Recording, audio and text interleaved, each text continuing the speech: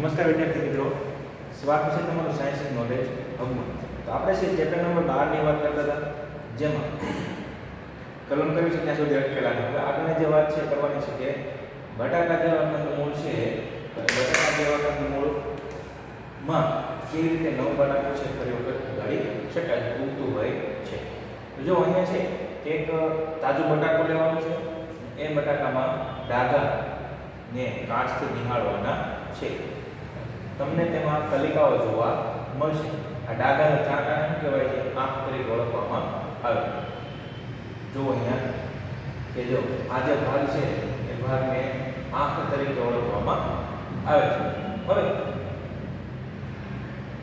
એ જે આંખ છે, બરાબર, એ આંખ છે બટાકાના થોડા ટુકડા લેવા, જેમાં દરેક આંખ હોય એ ટુકડાઓ જમીનમાં છે દાટવાના છે ને દરરોજ તેઓને પાણી આપવાનું છે. કેવી રીતે?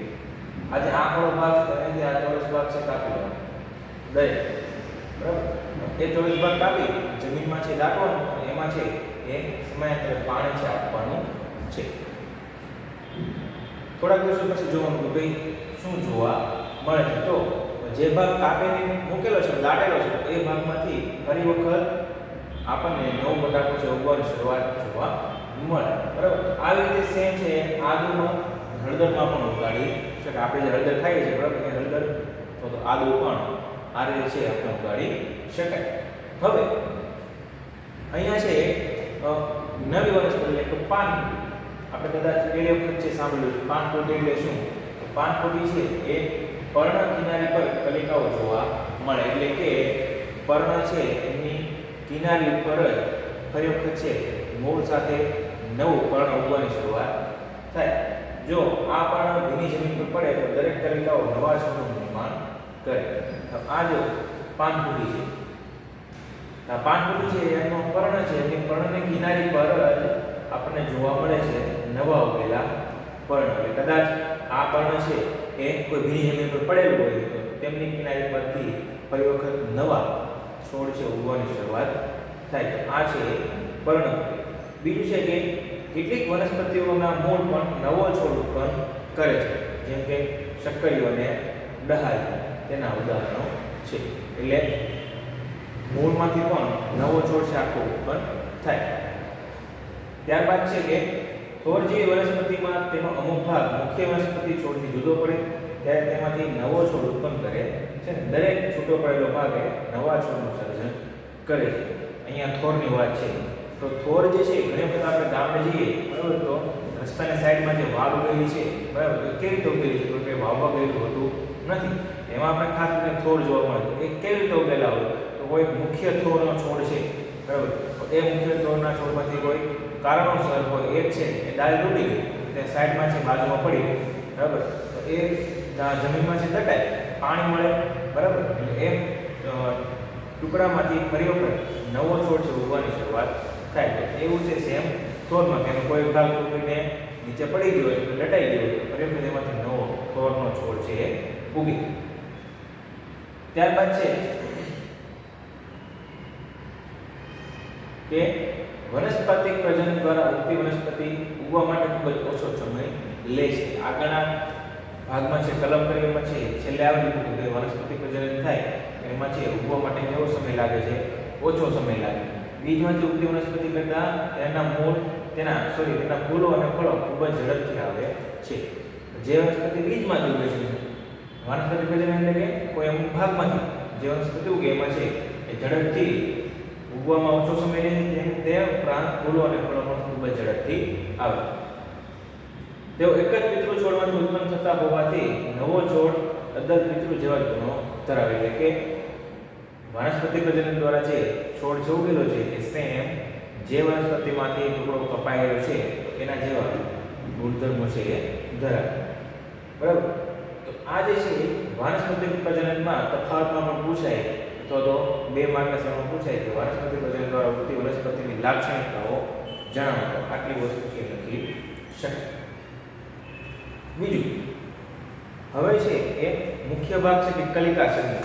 કલિકા સર્જન છે એ વિશે જાણીએ તો યીસ્ટ આથવણમાં ઉપયોગમાં આવતું પ્રજીવ અને એ એટલે કે યીસ્ટ આપણે ઢોકળા કે ખમણ બનાવે છે એમાં જે આથવણ કરીએ છીએ એમાં યીસ્ટ છે એ ખૂબ જ મહત્વનો ભાગ છે ભજવે. તો અહીંયા છે યીસ્ટ જેવા નાના સજીવો માત્ર સૂક્ષ્મદર્શક યંત્ર દ્વારા જ જોઈ શકાય છે. યીસ્ટને છે આપણે નરી આંખે જોઈ શકતા નથી. તેઓને જો પૂરતા પ્રમાણમાં પોષક તત્વો આપવામાં આવે તો તેઓ વૃદ્ધિ પામે છે અને અમુક કલાકે બહુગુણિત થાય છે. બહુગુણિત થાય એટલે કે આપણે કોઈ આથવણ માટે વસ્તુ મૂકેલી બરાબર, તો એમાં યીસ્ટ નામનો પ્રજીવ છે. યીસ્ટ નામનો પ્રજીવ છે અમુક સમયગાળા દરમિયાન સંખ્યામાં વધારો થાય. તો પછી એક યીસ્ટનો કોષ હોય તેમાંથી 2 થાય, પછી 2 છે તો એ ફરી વખત નવા 2 કોષ બનાવે, 4 થાય તો 4 કોષ છે ફરી વખત નવા બનાવે તો એ કેટલા થાય 8. એ રીતે બહુગુણિત થાય છે. ત્યારબાદ યાદ રાખો યીસ્ટ એ એક કોષી સજીવ છે. ખાલી જગ્યામાં પૂછે કે યીસ્ટ છે ખાલી જગ્યા કોષી સજીવ છે, એક કોષી સજીવ છે. એ કેવી રીતે વિભાજન પામે છે, બહુગુણિત થાય છે એના વિશે આપણે જોવાનું છે. તો જો તો એમાં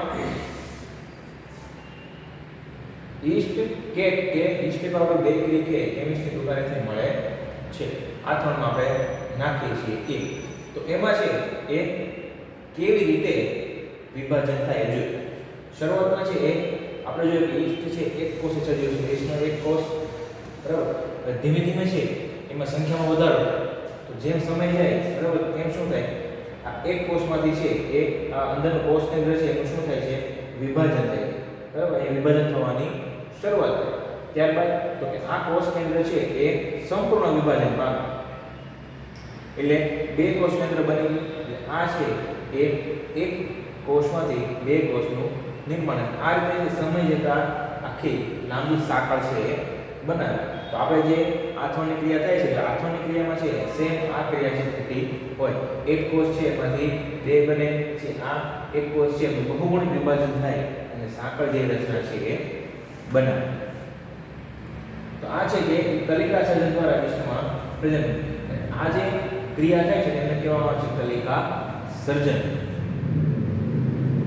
યીસ્ટના કોષમાંથી એક નાનો બલ્બ જેવું પ્રલંબન જોવા મળે. અહીંયા જે છે આપણે જોયું કોષ કેન્દ્ર છે વિભાજન થાય બલ્બ જેવું નાનો ભાગ છે જોવા મળે જેને કલિકા કહેવામાં આવે છે.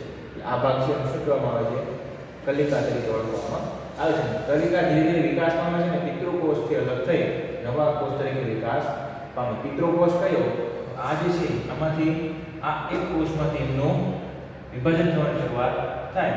અહીંયા જે છે આ શું છે એ કલિકા છે અને આ એમનો પિતૃકોષ. આ કલિકા અને એમનો પિતૃકોષ. પિતૃકોષથી અલગ થઈ ને સ્વતંત્ર કોષ તરીકે વિકાસ પામે. નવો કોષ છે વૃદ્ધિ. અહીંયા છે આ નવો કોષ બની ગયો. આ કોષ છે ધીમે ધીમે સાંકળ બનાવવાની શરૂઆત કરે અને પુખ્ત બને છે કે બીજા ઘણા યીસ્ટના કોષો છે એ સર્જન કરે. કેટલીક વાર બીજી કલિકાઓ મુખ્ય કલિકાઓથી સર્જાય કલિકાની સાંકળ બનાવે છે. આ સાંકળ આપણે જોઈ કે આ સાંકળ બનાવે. આ ક્રિયા ચાલુ રહે. થોડા સમયમાં છે એ યીસ્ટના કોષો બહુગુણિત વિભાજન જોવા મળે. અહીંયા છે એ આ ક્રિયા છે ખાસ કરીને આથવણ જે કરીએ છીએ ખમણ ઢોકળા એમાં વસ્તુ છે જોવા મળે. અહીંયા છે જે વસ્તુ છે કે યીસ્ટનું વિભાજન થાય ત્યારે એમાં જે અજારક શોષણ થાય છે તેમાંથી CO2 ઉત્પન્ન થાય. એટલે આપણે જે ખમણ ખાઈએ છીએ વચ્ચેના ભાગમાં છે ખમણ છે પોચા, ઢોકળા છે પોચા બને. કારણ શું એમાં છે CO2 બહાર નીકળતો એટલા માટે. અહીંયા છે એ આપણે મુખ્ય કેટલી વસ્તુ જોઈ કે ભાઈ આ પર્ણપ્રદીની વાત જોઈ.